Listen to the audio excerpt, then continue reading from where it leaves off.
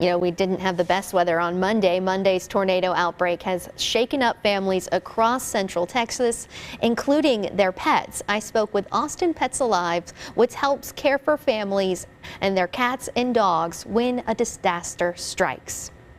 And hello, I'm Adelie Rowe. We're outside of Austin Pets Alive, and I'm here with Dr. Jefferson, who is coming together after the storm and helping lots of animals. So give me a little bit of information about what you guys are doing here.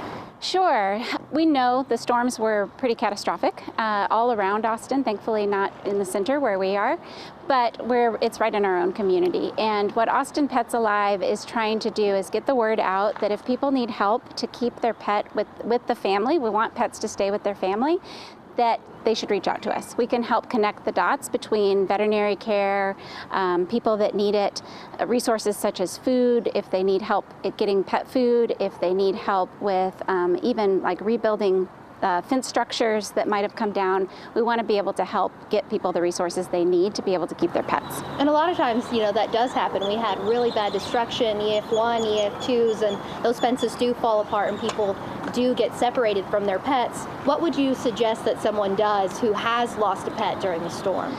Well, the very first thing they should do if they can't find their pet is make sure that they're posting on all social media sites that are local to their neighborhood. So a lot of times there's a Nextdoor. They could also use Craigslist, even Facebook. There's also a Facebook site called Austin Lost and Found Pets, and they should be using that to try to connect, because that's a lot of people that are trying to help reunite pets with people that have lost them. So it's a great place to look. And then making sure that they've posted a lost pet at their local shelter. So that might be the Austin Animal Center if they're in Travis County, or that might be Williamson County shelter, whichever shelter serves their area. They should post that their pet has been lost with a photo so that somebody has a chance of calling them if they found it.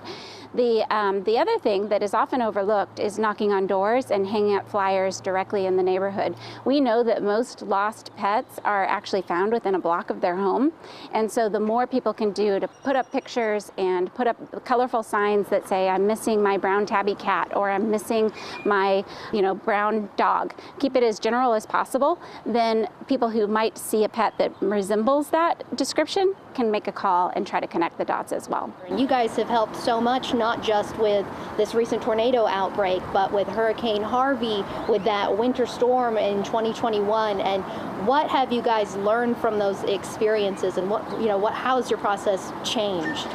Well, we got into trying to help people during disasters because we recognized that there were huge gaps, and our whole mission is around filling gaps and not trying to duplicate services in any way.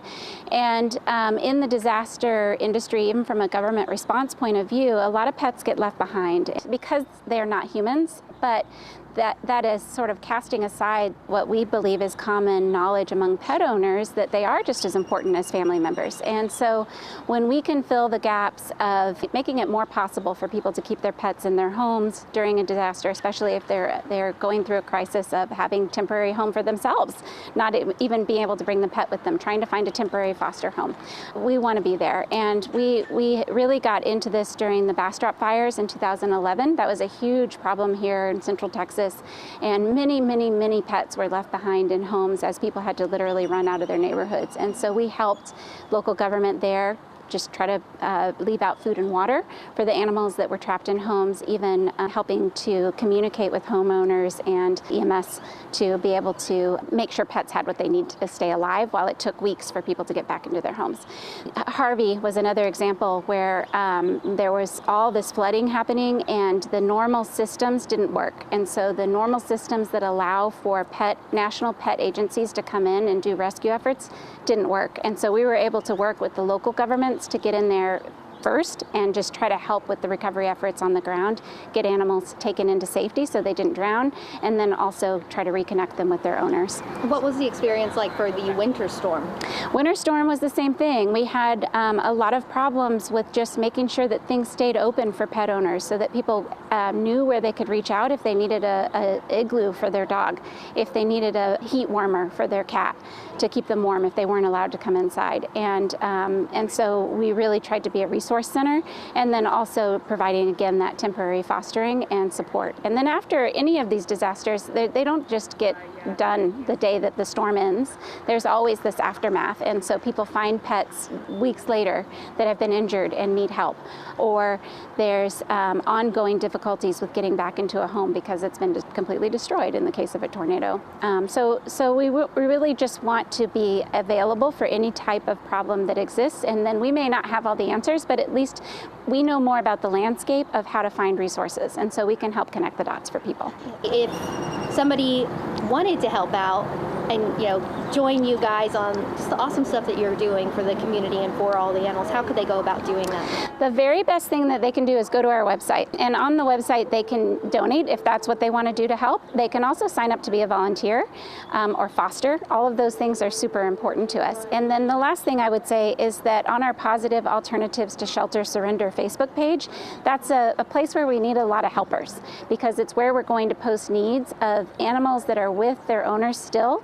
That's the place where we post the need, and then we rely on that Good Samaritan community to come and rally around that person and that animal to keep them. I think it's just awesome what you guys are doing here. Thank you so much for joining us, and no matter the weather, we're all in this together, people and animals. Natalie Rowe, Fox 7 News, Austin.